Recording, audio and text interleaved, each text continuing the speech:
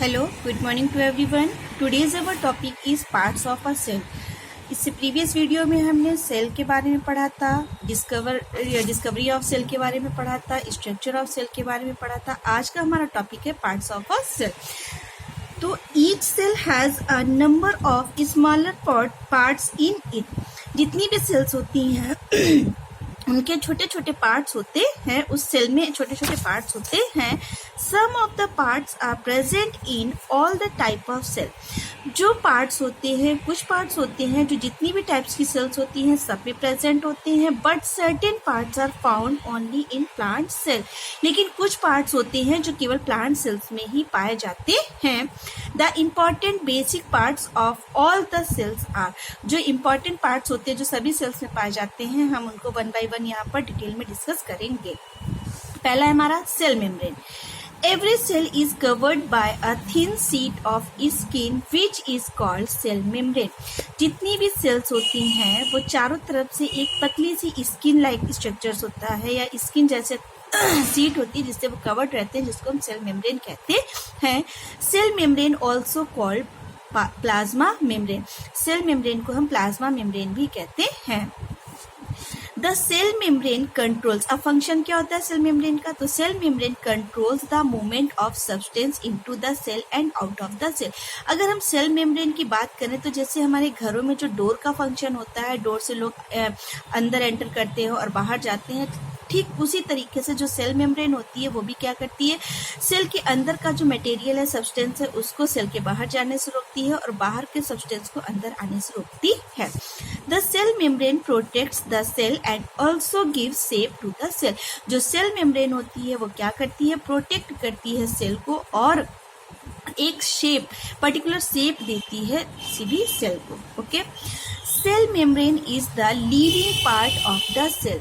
जो cell membrane होती है वो किसी भी सेल का लिविंग पार्ट है. आगे स्ट्रक्चर में देख लो, ये स्ट्रक्चर है, मैंने ये एक सेल का स्ट्रक्चर बताया. यहाँ पर आप देख रहे हो ये सेल मेम्ब्रेन है. सेल मेम्ब्रेन क्या है? ये आउटर लेयर है. इस लेयर ने पूरे सेल ये अंदर सेल है, इस पूरे को कवर्ड कर रखा है, तो इसी को हम कहते हैं सेल मेम्ब्रेन. जितना भी मटेरियल होता है वो इसके अंदर फिल है, ये बाहर से एक लेयर बनी हुई है.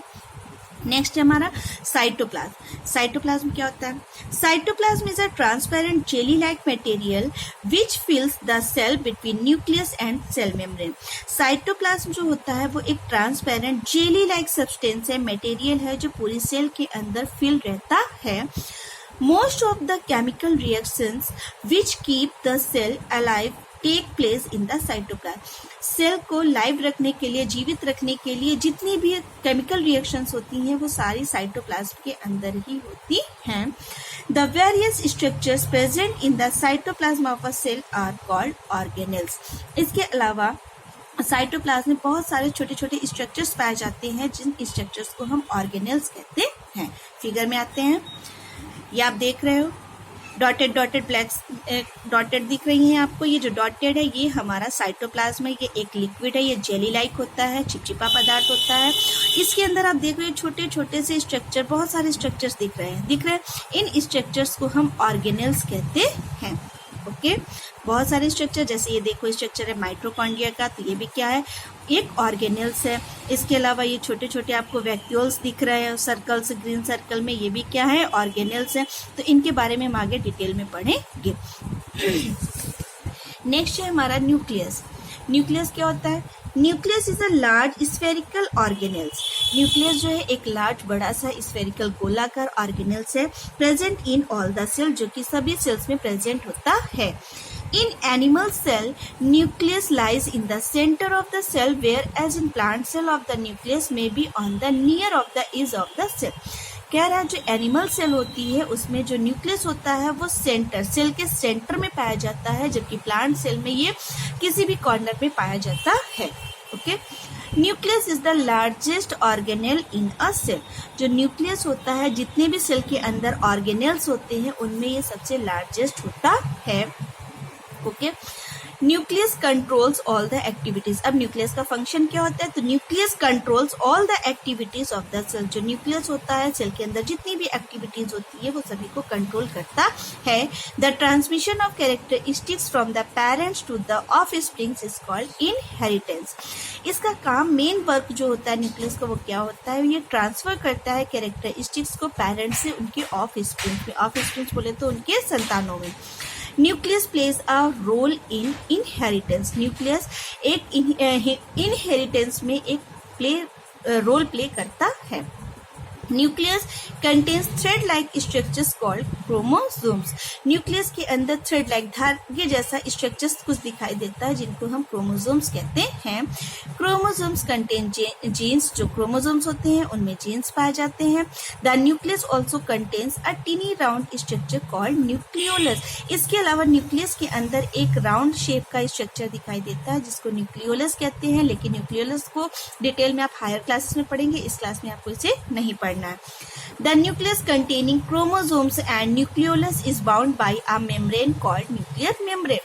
अब न्यूक्लियस के अंदर जो क्रोमोसोम्स पाए जाते हैं, न्यूक्लियोलस पाया जाता है, उसको एक मेम्ब्रेन से कवर करते हैं जिसको न्यूक्लियर मेम्ब्रेन कहते हैं। स्ट्रक्चर समझा दें आपको। ये है स्ट्रक्चर ऑफ न्यूक्लियस। न्यूक्लियस का स्ट्रक्चर है, ये आप देख रहे हो। बाहर से जो लेयर बनी हुई है इसने इस पूरे अंदर के मटेरियल को कवर कर रखा है, इसको हम न्यूक्लियर मेम्ब्रेन बोलते हैं। ग्रीन कलर के जो थ्रेड लाइक स्ट्रक्चर्स दिख रहे हैं ये होते हैं क्रोमोसोम्स या फिर क्रोमैटिन। क्रोमोसोम्स के अंदर जीन्स पाए जाते हैं। इसके अलावा ये जो डॉटेड खाली स्पेस आपको दिख रहा है ये न्यूक्लियर पोर होते हैं।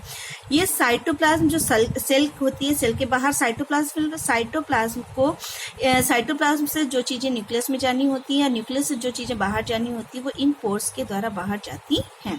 नेक्स्ट, अब न्यूक्लियस के अंदर भी एक लिक्विड फिल होता है जिसको हम न्यूक्लियोप्लाज्म कहते हैं। इसके अंदर जो ये ब्लैक ब्लैक से डॉटेड दिख रहा है इसको न्यूक्लियोप्लाज्म कहते हैं, और ये जो राउंड सर्कल है इसको न्यूक्लियोलस कहते हैं। तो मेन इतने ही पार्ट्स होते हैं जो कि एक न्यूक्लियस के अंदर पाए जाते हैं। इनको आगे आप हायर क्लासेस में डिटेल में एक एक पार्ट को पढ़ेंगे। ओके।